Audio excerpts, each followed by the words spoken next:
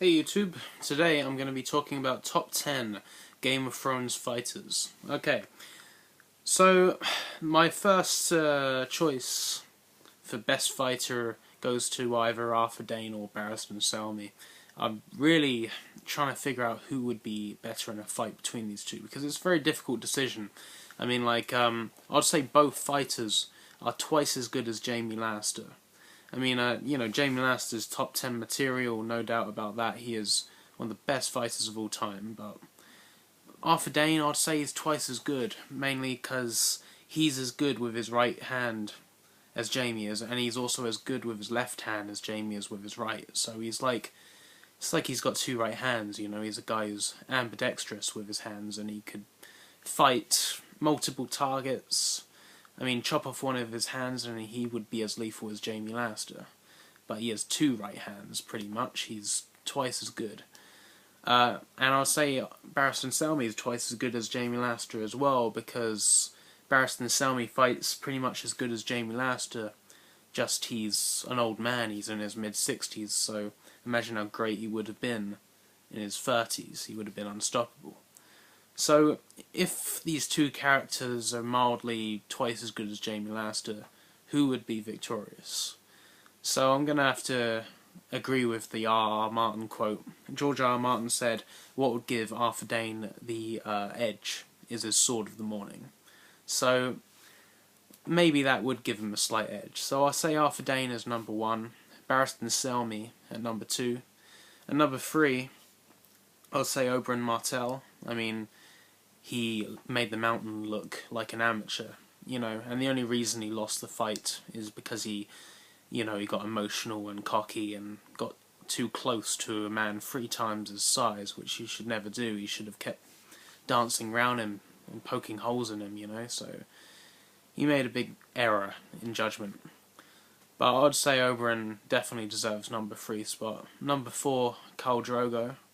Not only does he kill people, he dismembers them. He's really a savage fighter who has a lot of agility, like Oberyn, stronger than Oberyn probably, but I'd still say Oberyn is number 3 rather than Drogo, because Oberyn is just more smart in the fight. He's got more wits about him. Khal Drogo's more of an instinctive fighter, but still lethal. At number 5, so yeah, Arthur Dayne, Barristan Selmy, Oberyn and Drogo. But number 5, it's really hard to say.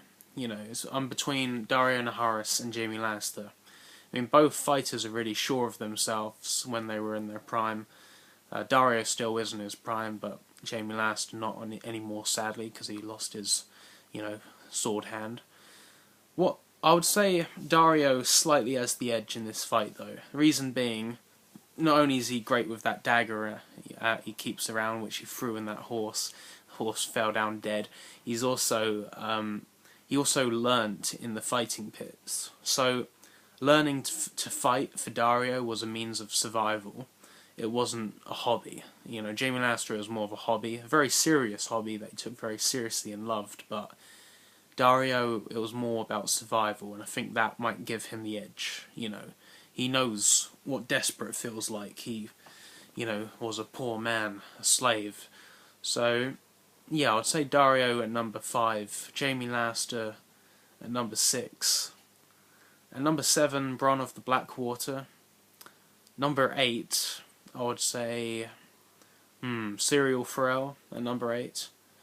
Number 9, I would say The Mountain. And at number 10, finally, it would be Jon Snow.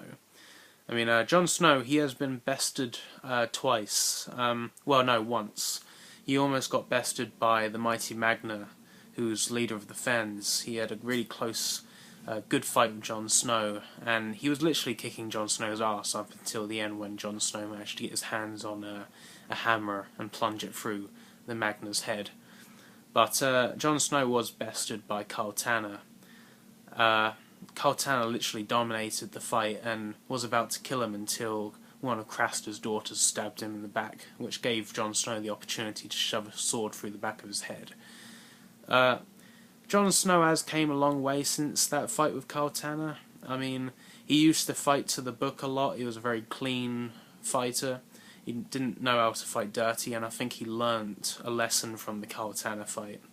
Because Karl Tanner spat in his face, and he did the same to the Mighty Magna shortly afterwards in his next fight. So he definitely is a guy who learns from his mistakes, and he's gained a lot more experience since the Karl Tanner fight. Since fighting against the mutineers at Crassus Keep, he's fought against wildlings, White Walkers, and he's gained experience also at Battle of the Bastards. So I would say he's surpassed Karl Tanner in terms of fighting skills. So yeah, I would say he's top 10, Jon Snow. Fighters who also made almost made the cut for me were the Hound. I would put him at number 11.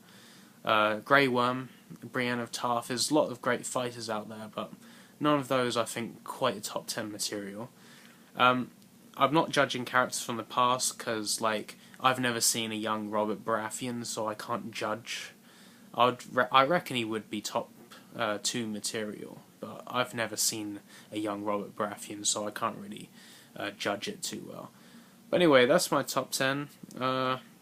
Yeah, put your top 10 in the comments below, and yeah, I'll see you around.